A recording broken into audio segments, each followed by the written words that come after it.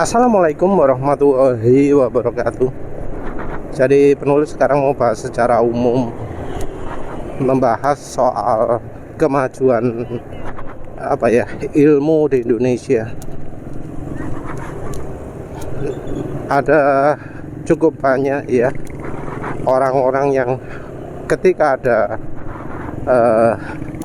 hal yang kelihatan aneh-aneh, terus disebut inilah yang menyebabkan Indonesia mundur gitu. Ada banyak hal soal itu. Kalau ya yang di dunia otomotif ya soal itu ya, soal minyak goreng sebagai campuran oli mesin, atau untuk yang nggak begitu ekstrim adalah oli diesel dipakai di motor. Jadi selalu kan ya alasannya adalah para ahli itu sudah merancang oli sedemikian rupa, sudah mengeluarkan biaya miliaran triliunan untuk membuat resep, untuk membuat ramuan sehingga olinya itu cocok untuk kendaraannya.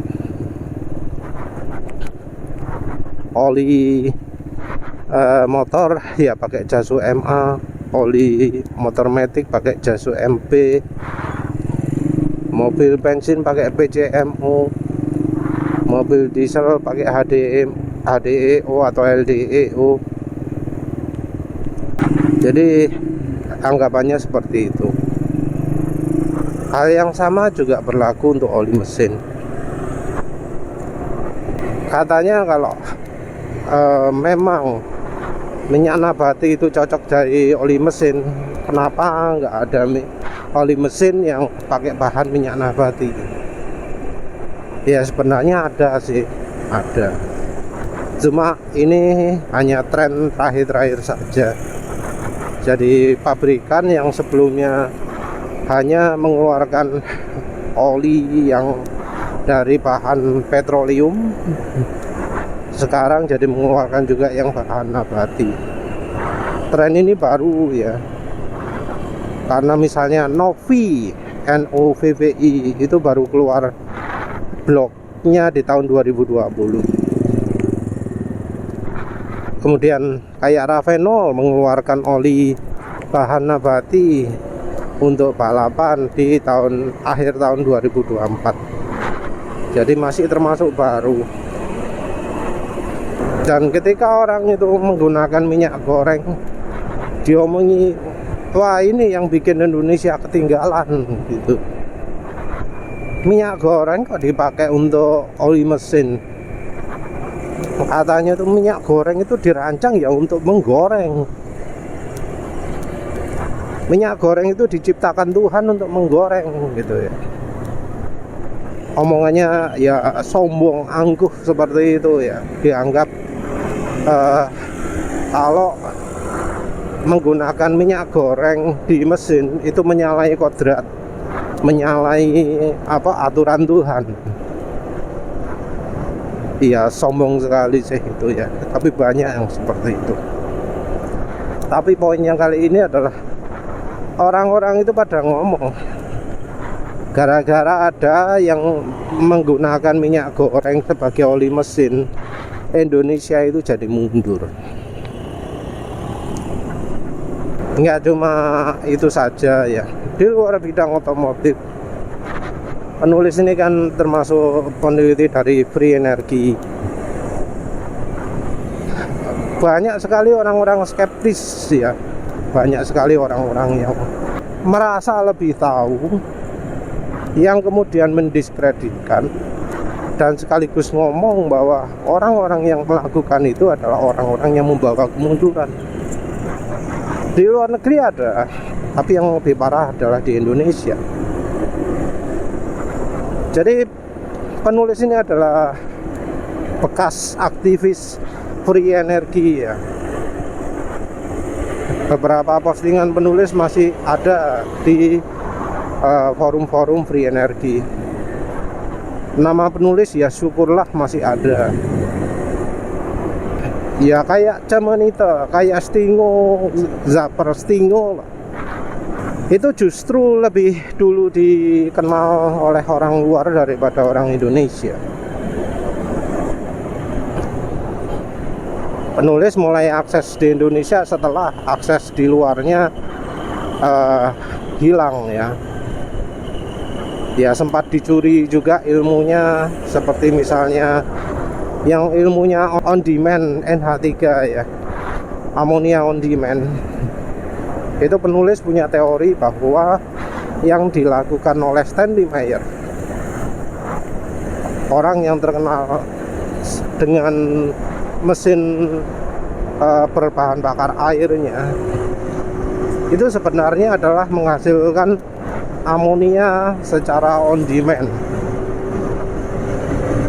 Menghasilkan amonia secara on demand ini bisa dipergunakan untuk menyalakan mesin ya. Jadi bisa dipakai untuk menjalankan kendaraan tanpa pasokan apa-apa lagi. Jadi itu ya, penulis mengungkapkan teori, oh yang namanya gas prosesor itu sebenarnya hanya fungsinya menghasilkan gas ozon,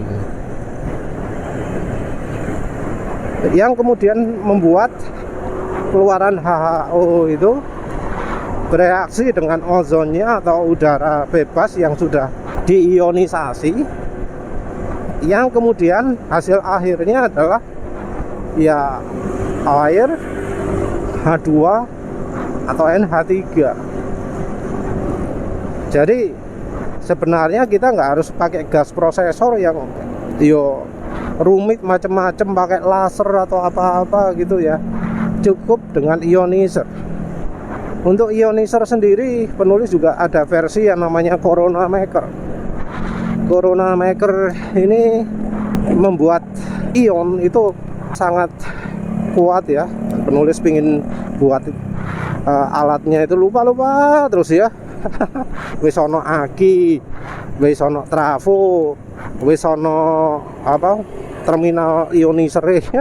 Karek ngerakit tok. Ngerekam gak sempat.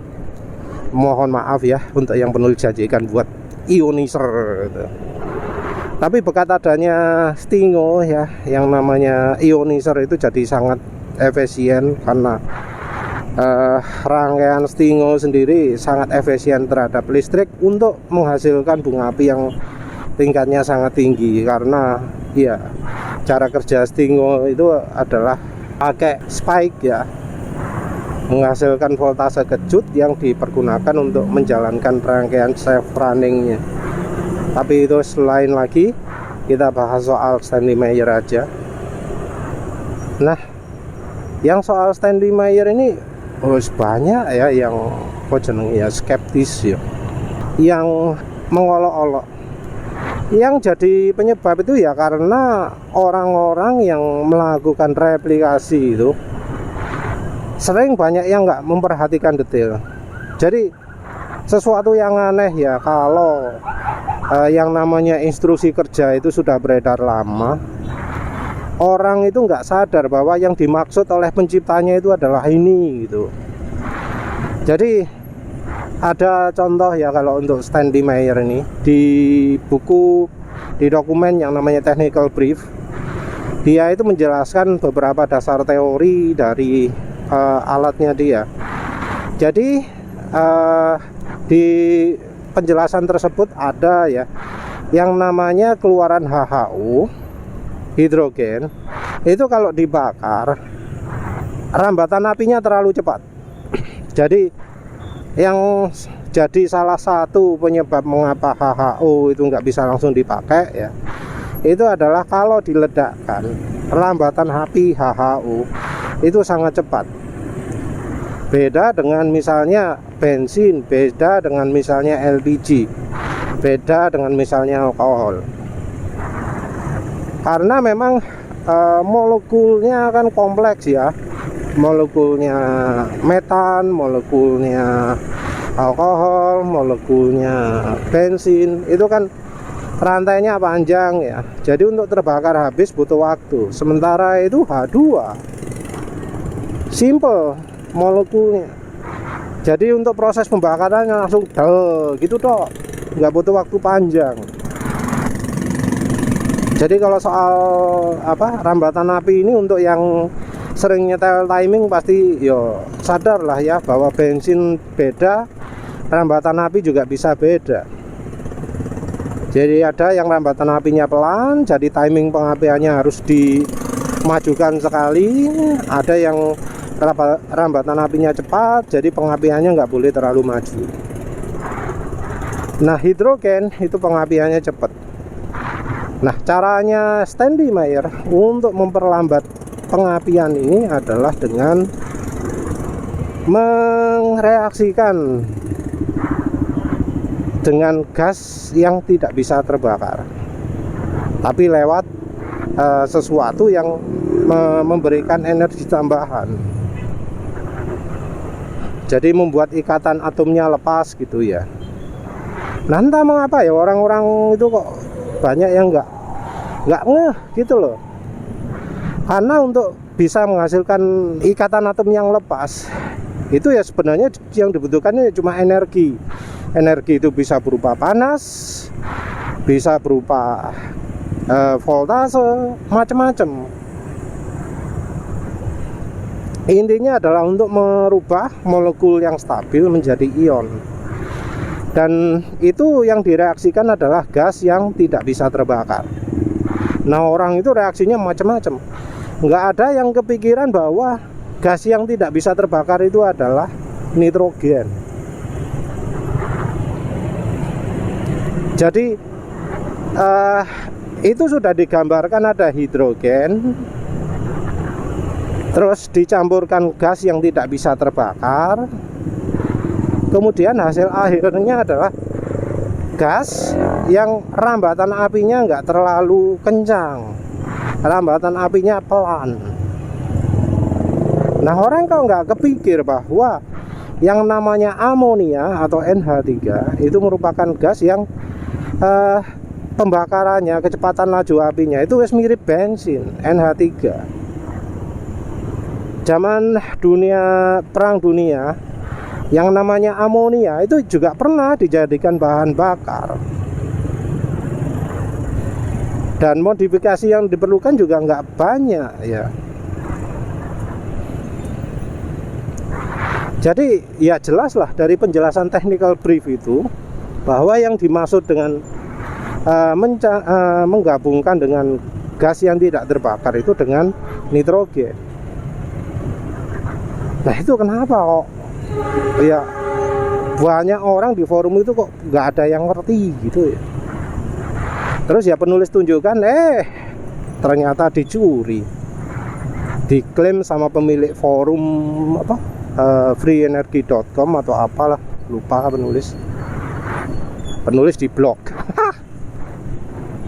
Tapi yang jelas itu ya, detail-detail lain juga banyak ya, seperti misalnya ya dari Stanley Meyer-nya ini ngomong bahwa untuk bisa mencapai resonansi yang namanya tekanan gas, tekanan di dalam tabung reaksi HHO itu harus konstan.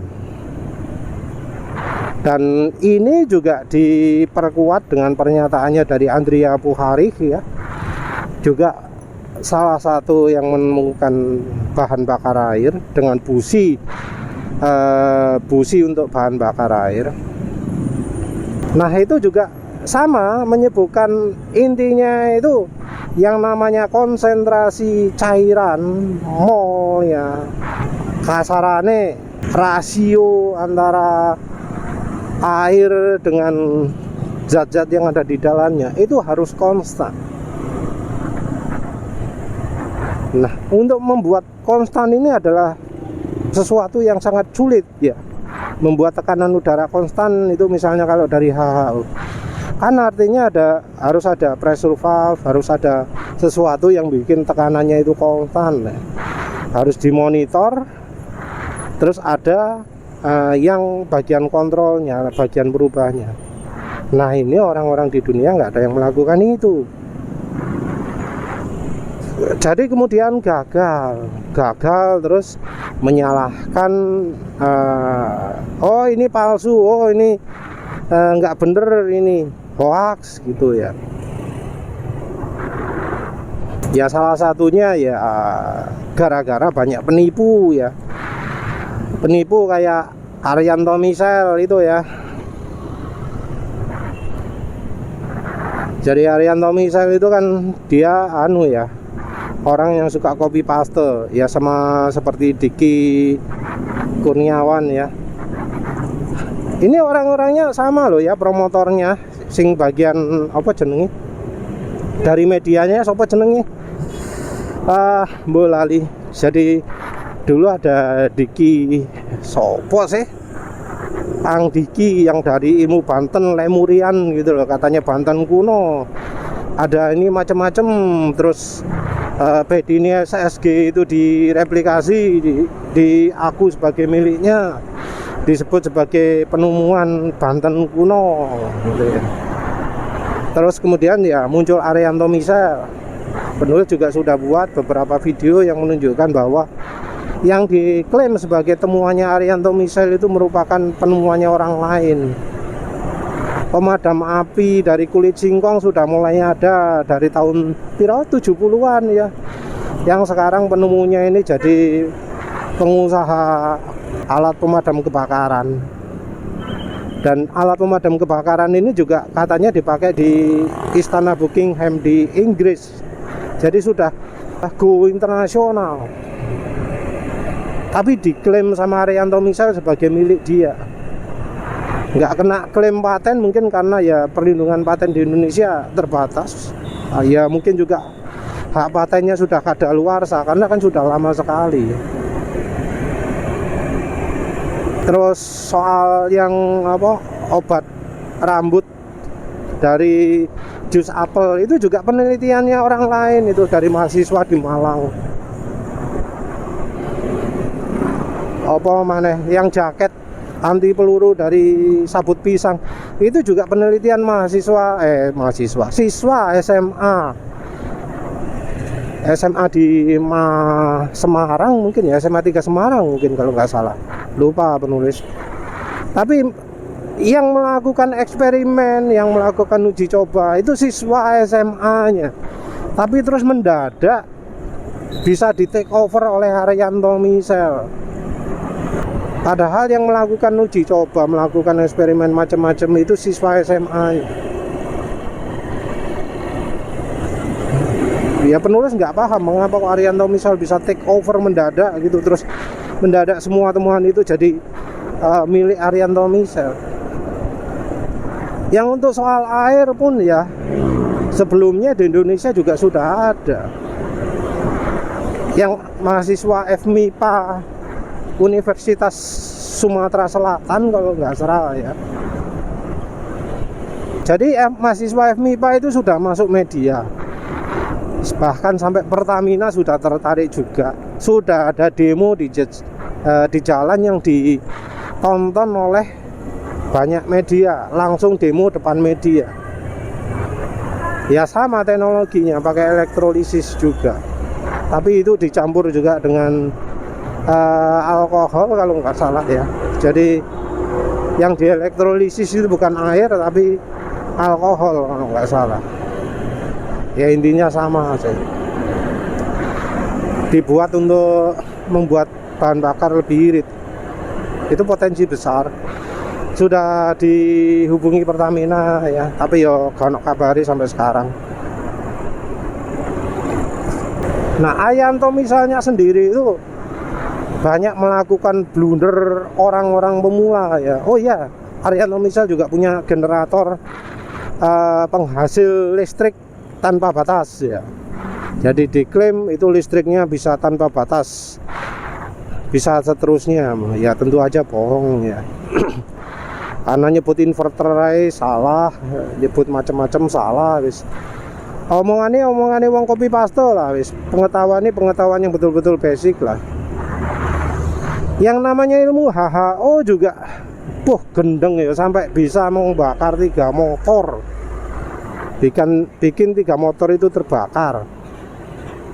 Terakhir Arianto Misal juga ke Italia, yang ngakunya oh saya nyetelkan alat HHO nya orang sana biar bisa jalan, tapi ternyata nggak ada kabar apa-apa ya. Kalau dari gayanya di sana sih Arianto Misalnya cuma mejeng-mejeng toh ya, gaya-gayaan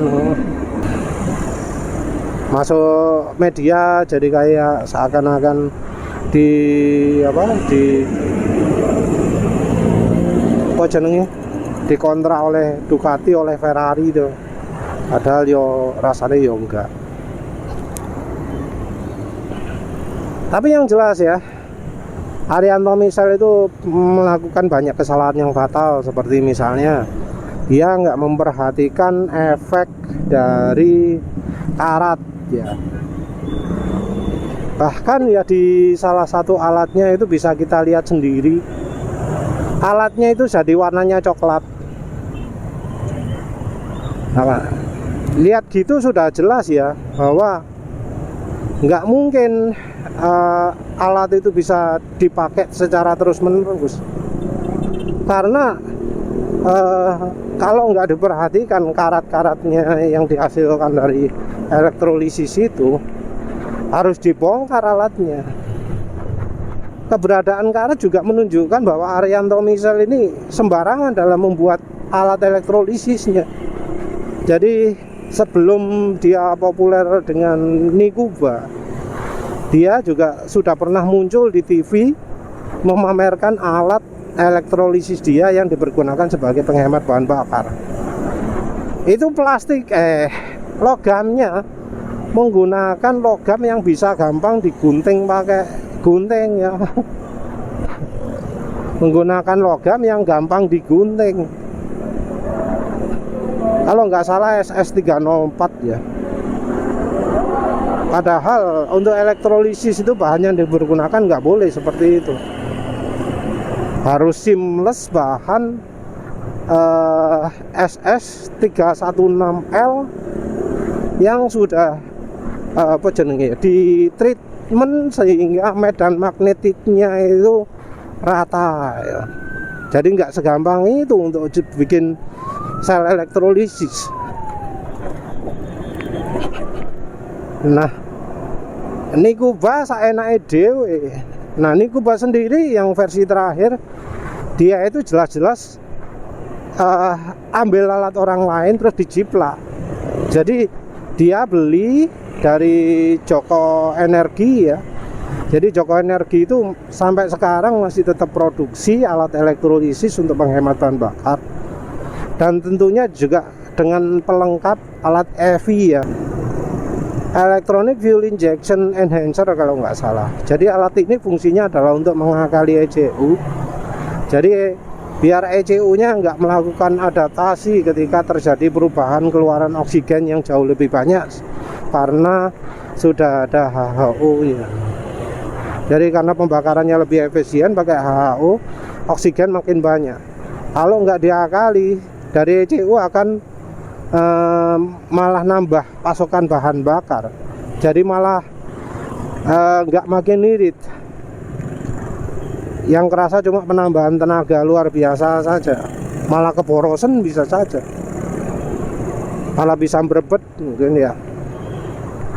Jadi pakai HHO itu yo ono syarat dan ketentuan berlaku. Ada banyak rumus-rumus, ada banyak hal-hal yang harus dilakukan untuk bisa memberikan efek hasil maksimal. Tapi Arianto Misal nggak melakukan itu. Dari sisi listriknya saja loh, dia langsung listrik langsung aki, kewendeng. Listrik langsung aki, sementara itu dia kalau pakai katalis langsung sak sendok bek digawe 1 sendok untuk 1 liter kalau nggak salah. Cemplung nang abe dikocok, didelok kayak kurang tambahi maneh, kewendeng wis. Padahal yang namanya elektrolisis yang Stanley Meyer, yang lain-lain itu nggak pakai katalis itu. Bubuk katalis itu nggak perlu. Katanya Nikuba kan, oh ini patennya ada pada katalisnya. Wes, nggak foto katalis. Yang dunia internasional nggak foto jenenge katalis. Penulis pun ya pernah buat elektrolisis, percobaan elektrolisis pakai stingo, itu nggak butuh katalis sudah bisa muncul gelembung gitu ya. Karena memang stingo itu secara otomatis menghasilkan voltase disesuaikan dengan bebannya. Hambatannya bedangnya 0 ya, voltasenya unlimited ya, makanya bisa muncul gelembung.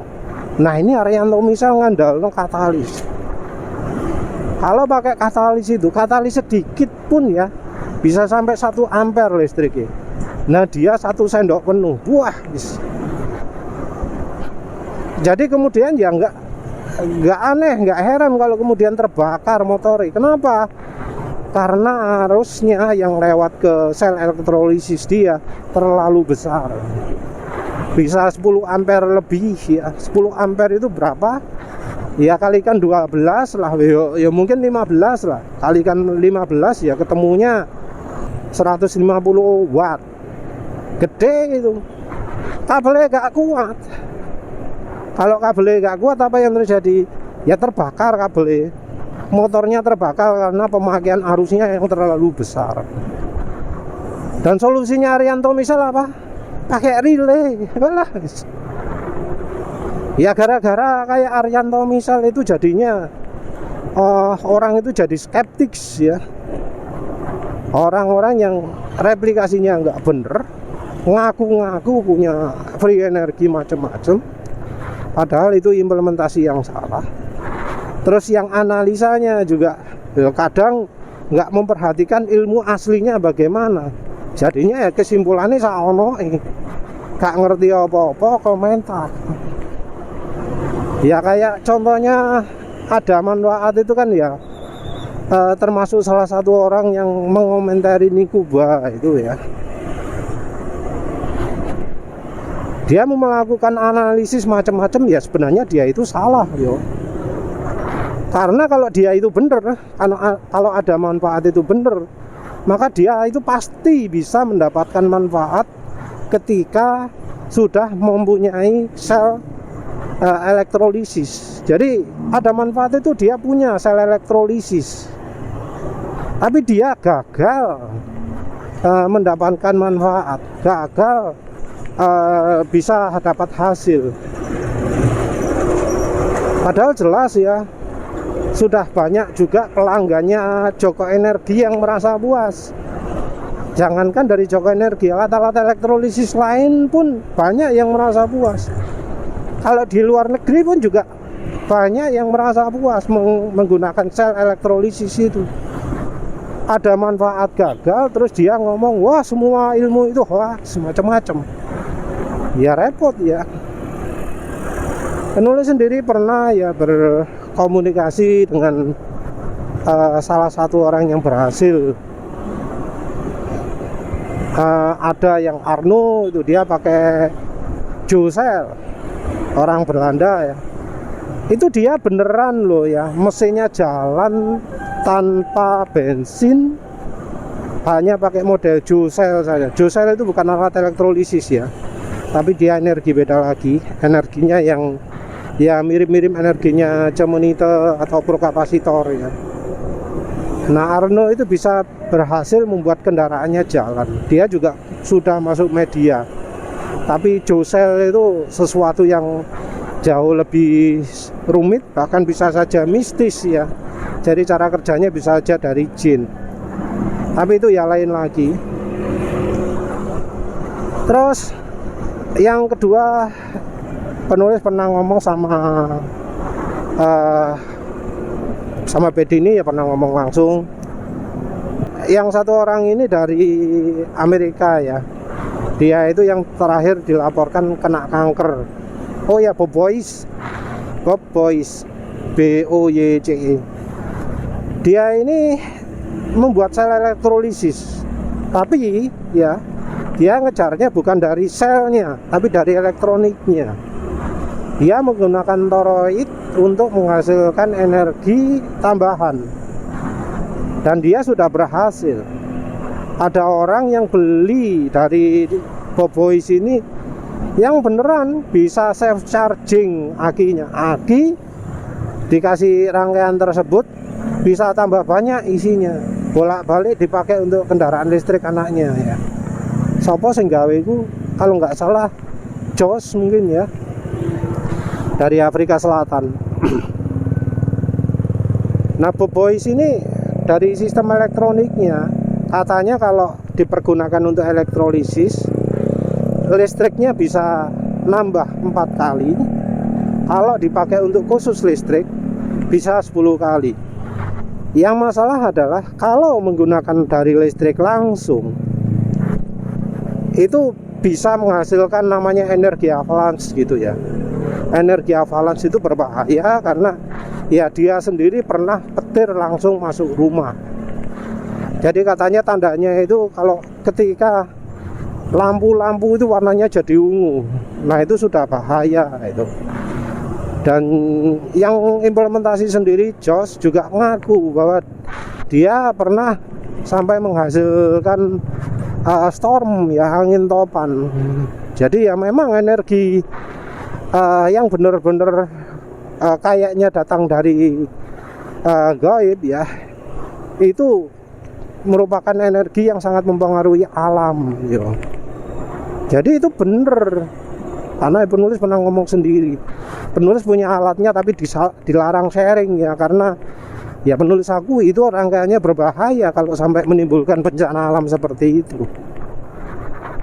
Jadi ya kalau menurut penulis banyak ya alat yang kayak gitu yang real. Yang masalah adalah ketika yang meniru itu salah melakukannya, dan ya yang kemudian yang skeptis itu yang malah menghambat kemajuan. Ya wis itu saja. Terima kasih sudah menonton. Assalamualaikum warahmatullahi wabarakatuh.